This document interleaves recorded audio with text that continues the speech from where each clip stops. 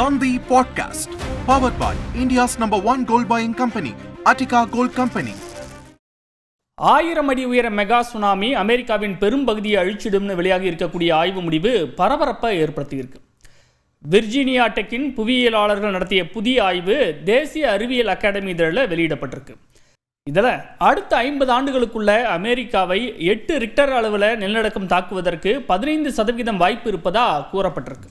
அந்த அளவுக்கு சக்தி வாய்ந்த நிலநடுக்கம் ஏற்பட்டுச்சுன்னா 1000 அடி உயர மெகா சுனாமியை ஏற்படுத்தும்னு, இதனால் லட்சக்கணக்கான உயிர்கள் பலியாகும் அபாயம் இருப்பதாகவும் அந்த ஆய்வு சொல்லுது. அலாஸ்கா, ஹவாய், அமெரிக்காவின் மேற்கு கடற்கரையின் சில பகுதிகள் அழியும் அபாயம் இருப்பதாக எச்சரிக்கை விடுக்கப்பட்டிருக்கு.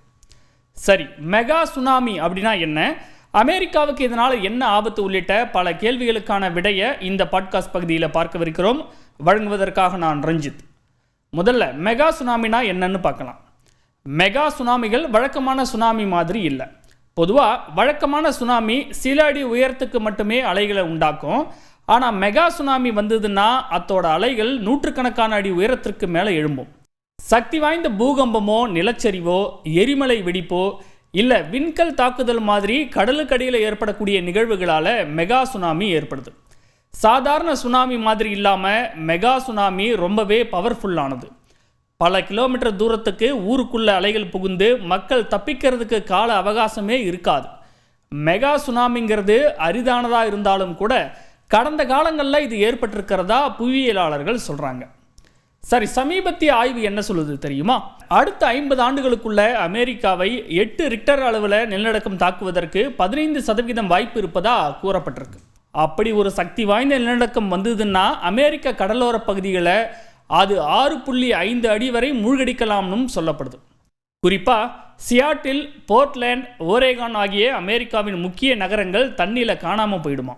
வடக்கு வான்கூவர் தீவில் இருந்து கலிஃபோர்னியாவோட கேப் மெண்டோசினா வரை போகக்கூடிய கஸ்காடியா சப்டக்ஷன் ஜோனில் நிலநடுக்கம் ஏற்பட்டதுன்னா அலாஸ்கா, ஹவாய், அமெரிக்காவின் மேற்கு கடற்கரையில் இருக்கக்கூடிய சில பகுதிகள் கூட ஆபத்தில் சிக்கலாம்னு சொல்லப்படுது.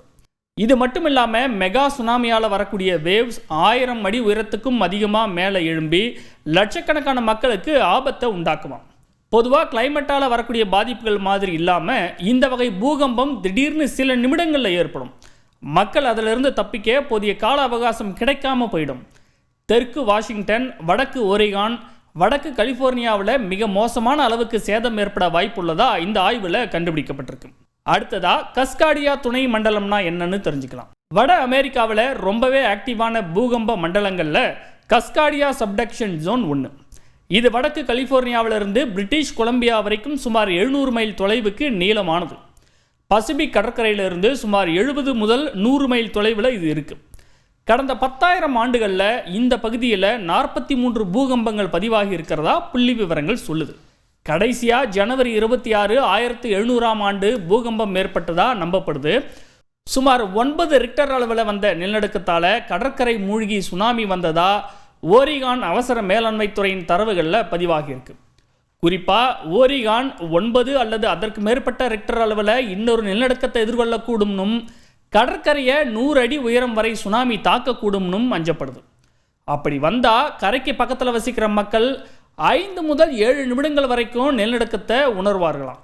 அலாஸ்கா, ஹவாய் மற்றும் மேற்கு கடற்கரை பகுதிகளுக்கு ஏன் பாதிப்பு தெரியுமா? 1958 அலாஸ்காவோட லித்துயா விரிகுடாவில் ஏற்பட்ட சக்தி வாய்ந்த நிலநடுக்கம் ஒரு பெரிய நிலச்சரிவை தூண்டி மில்லியன் கணக்கான டன் பாறைகள் கில்பர்ட் இன்லண்ட் அப்படிங்கிற ஒரு இடத்துல விழுந்துச்சு. சுமார் 3000 அடி நீளம் கொண்ட இந்த பாறை இதுவரை பதிவு செய்யப்பட்டதிலேயே மிக உயரமான அலையான 1719 அடி உயர மெகா சுனாமியை உருவாக்கியதா திகிலூட்டுறாங்க விஞ்ஞானிகள். கரடுமுரடான நிலப்பரப்பு மற்றும் அடிக்கடி ஏற்படும் நிலநடுக்கங்கள் காரணமாக அலாஸ்கா நிலச்சரிவுகளுக்கு உள்ளாக நேரிடும் அபாயம் இருக்குதாம்.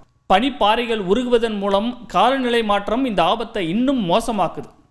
மேற்கு கடற்கரையில் ஜனவரி 26, 1700 9 ரிக்டர் அளவிலான நிலநடுக்கம் கஸ்காடியா துணை மண்டலத்தை தாக்குனதில் ஒரு மெகா சுனாமி ஏற்பட்டு 30 நிமிடங்களுக்குள்ள பச்சினா பேல இருக்கும் கிராமத்தையே அழிச்சுது.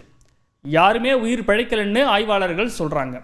முன்கூட்டியே எச்சரிக்கை கொடுக்கும் அமைப்புகள் மற்றும் வெளியேற்றும் திட்டங்களை மேம்படுத்த விஞ்ஞானிகள் பணியாற்றி வருவதாக ஆய்வறிக்கையில் கூறப்பட்டிருக்கு. ஆனால் பூகம்பம், நிலச்சரிவு, எரிமலை வெடிப்பு இந்த பகுதிகளை தொடர்ந்து மோசமாக்கிட்டு வருவதா விஞ்ஞானிகள் கவலை தெரிவிக்கிறாங்க.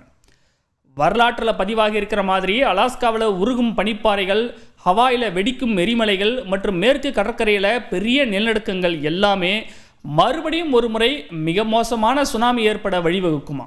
அது அமெரிக்காவின் பெரும் பகுதியை அடுத்த 50 ஆண்டுகளுக்குள்ள அழிச்சிடும்னு சொல்லக்கூடிய இந்த புதிய ஆய்வு முடிவு அமெரிக்கா மட்டும் இல்லாமல் உலகின் மற்ற நாடுகளையும் கதிகலங்க செய்திருக்கு.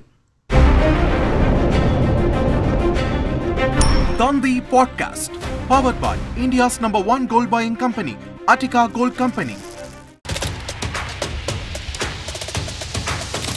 அதிமுக்கிய விவரங்களை அனைவருக்கும் புரிய வைக்கும் பாட்காஸ்ட். தவிர்க்க முடியாத முதல் மக்கள் வளைகுடா நாடுகள் பிரான்சிஸுக்கு சம்பவங்களை தேடி களத்திற்கே உங்களை அழைத்து செல்லும் ஸ்பாட்லைட். அங்க இருக்கக்கூடிய கள விவரங்கள் என்ன? கடந்த 5 வருஷமாவே சார் எனக்கு ரொம்ப பிடிக்கும் அவர் வர்றதுக்காக. எங்களுடைய நியாயமான கோரிக்கை. Even at the cost of stopping. பார்வையாளர்களையும் செய்திக்குள் பங்கெடுக்க செய்யும் மக்கள் குரல். 50 ரூபாய் எங்களுக்கு தண்ணிக்கு ஒரு தீர்வே இல்லைங்க. 10 வருஷமா எங்களுக்கு சரியான ஒரு விடிவு கிடைக்கவில்லை. 60,000 ஏக்கருக்கு தான் கேட்கிறோம். பிச்சை கேட்கறாங்க. புத்தம் புதிதாக, வித்தியாசமாக. பாகிஸ்தான்லயே 4 இடம் என்ன படிக்கலாம்ன்றதுல பேரண்ட்ஸும் என்கரேஜ் பண்ணணும், ஸ்டூடெண்ட்ஸும் தேர்வு செஞ்சு. எனக்கும் சீமானனுக்கும் பெரிய வித்தியாசம் இல்லைங்க. ஒரு பாயிண்டா சொல்லணும். உங்களுக்கான தலைவர்களை பொழுதுபோக்கு தளத்தில் தேடாதீர்கள், போராட்ட களத்தில் தேடுங்கள். அனைத்தும் உங்களுக்காக. எப்போதும் இணைந்திருங்கள் தந்தி டிவியுடன். வரும் 29ஆம் தேதி வரை தமிழகத்தில் ஓரிரு இடங்களில் லேசானது முதல் மிதமான மழைக்கு வாய்ப்புள்ளதாக வானிலை ஆய்வு மையம் தெரிவித்துள்ளது. குறிப்பாக நீலகிரி, கோவை மலைப்பகுதிகளில் அதிகமான மழை அல்லது அதிகனமழை பெய்யக்கூடும் என்றும் தெரிவிக்கப்பட்டுள்ளது.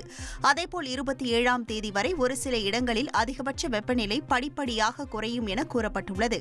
சென்னையை பொறுத்தவரை 2 நாட்களுக்கு நகரின் ஒரு சில பகுதிகளில் இடி மின்னலுடன் கூடிய லேசானது முதல் மிதமான மழை பெய்ய வாய்ப்புள்ளதாக வானிலை ஆய்வு மையம் தெரிவித்துள்ளது.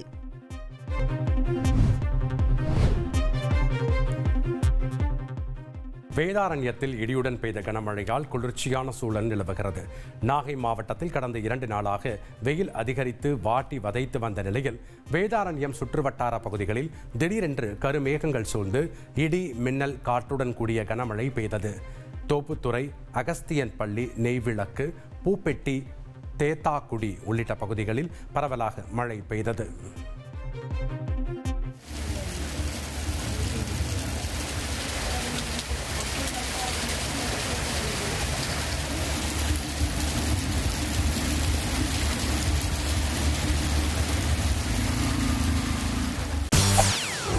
செய்திகளை உடனுக்குடன் தெரிந்து கொள்ள உடனே சப்ஸ்கிரைப் பண்ணுங்க.